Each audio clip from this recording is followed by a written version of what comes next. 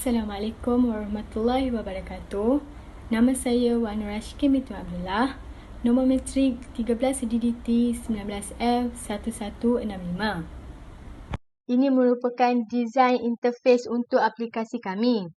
First kali kami menggunakan image button untuk paparkan logo. Sebelum tu kita kena copy dulu gambar kita daripada mana-mana file dalam laptop kepada drawable. Daripada sini barulah kita boleh drag gambar tu ke dalam layout kita. Untuk paparkan file alam sistem monitoring, kami menggunakan text view. Dan background color merah belakang ni, kami menggunakan plain text. Untuk color ni, kita boleh adjust dekat attribute, dekat background ni. Macam nak color apa. Okay. Lepas tu, ni untuk user masukkan username dengan password.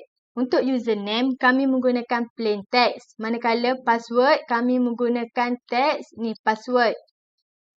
Dan yang bawah ni adalah button login dengan button sign out. Dekat username dengan password ni, kami ada masukkan coding untuk paparkan kalau user tu masukkan password dengan username yang betul, dia boleh login. Kalau username dengan kalau user masukkan username dengan password salah, dia akan keluar invalid password lah. Okay, ni merupakan coding untuk username dengan password.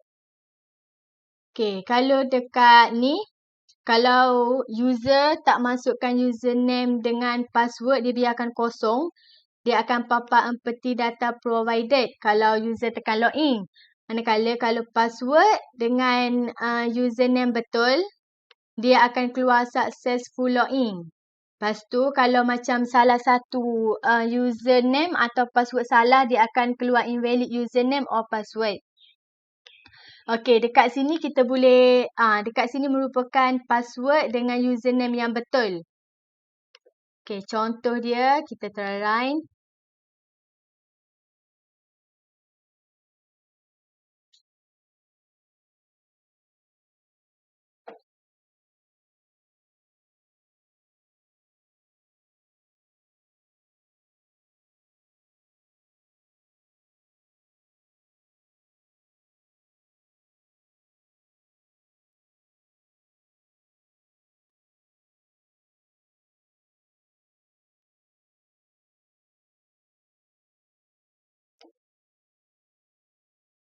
Kalau keluar kosong, kita boleh pilih apps kita dekat situ. Okey, ni contoh. Contoh username yang saya masukkan tadi adalah nama saya sendiri, Shikin.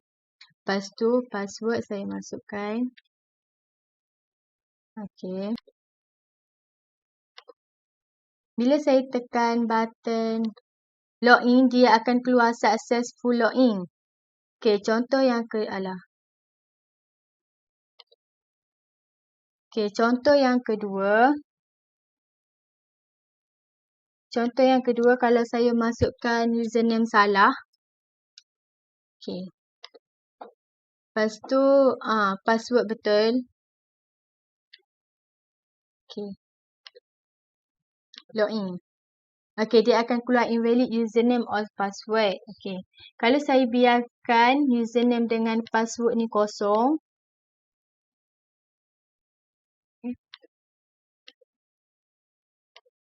Okey, dia akan keluar empty data provided.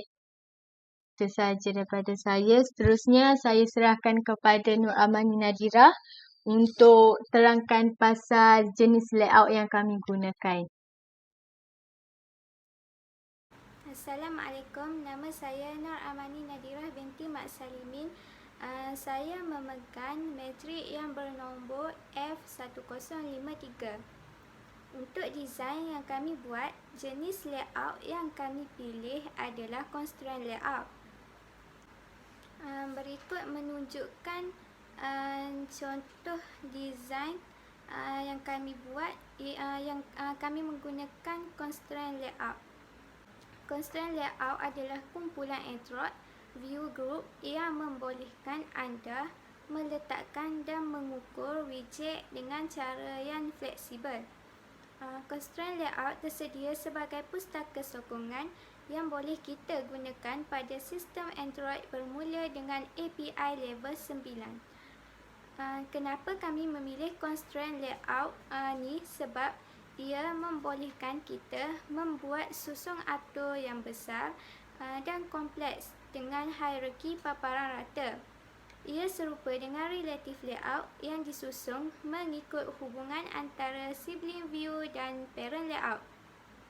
Tetapi ia lebih fleksibel daripada relative layout dan lebih mudah untuk digunakan dengan editor Android Studio.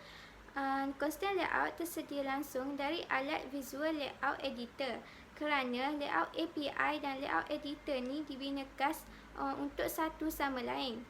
Oleh itu, kami boleh membina susun atur dengan constraint layout sepenuhnya dengan cara drag and drop saja. Kami boleh menentukan sebagai contoh satu elemen UI boleh diletakkan di sebelah kiri elemen lain atau di bahagian bawah atau lain-lain. Setiap elemen UI juga dapat diposisikan sesuai dengan layout border. Ia dapat mengatur paparan widget sesuai dengan kedudukan paparan atau widget lain. Ia bebas dari pandangan mendata dan menegak, dan kami dapat menyesuaikan paparan dan widget mengikut kepuasan seseorang. Seterusnya saya akan serahkan kepada Amar. Bismillahirrahmanirrahim. Assalamualaikum warahmatullahi wabarakatuh. Dan sejahtera. Nama diberi Muhammad Ammar bin Muhammad Yasir, memegang nombor matrik 13/19/1004. Saya ulang, nama diberi Muhammad Ammar bin Muhammad Yasir, memegang nombor matrik 13/19/1004. Sekarang saya akan menerangkan mengenai jenis emulator dan juga jenis AVD yang kumpulan kami gunakan ataupun kumpulan kami pilih untuk apps kami.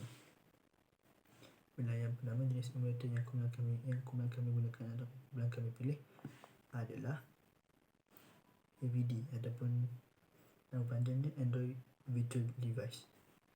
Sebab mengapa kami memilih Android Virtual Device adalah yang pertama, jenis emulator AVD ini ataupun Android Virtual Device ini telah tersedia ada dalam Android Studio, di mana jika user menginstall Android Studio, maka jenis emulator ini akan turut terinstall sekali dengan Android Studio ataupun dalam Android Studio. Yang kedua adalah dengan menggunakan jenis emulator AVD ini, user boleh melakukan konfigurasi di mana ia akan menjelaskan karakteristik pelbagai device yang lain, contohnya seperti smartphone Android, tablet dan juga smart TV. Sebab yang ketiga adalah jenis emulator AVD ataupun Android Virtual Device ini sering digunakan oleh para developer berbanding dengan jenis emulator yang lain. Dan sebab yang terakhir, jenis emulator AVD ataupun Android Virtual Device ini mendapat dukungan penuh daripada pihak Google. Seterusnya, jenis AVD yang kumpulan kami pilih ataupun kumpulan kami gunakan untuk apps kami adalah jenis Pixel 3 API 26. Kriteria ataupun requirement yang diperlukan dalam ataupun yang diperlukan untuk API 26 adalah yang pertama, Android SDK platform 26. Yang kedua, source ataupun sumber untuk Android 26. Yang ketiga, Google API Intel kali 86 Atom System Image. Dan yang terakhir ataupun requirement yang terakhir adalah Google Play Intel kali 86 Atom System Image. Itu sahaja daripada saya. Sekian, terima kasih.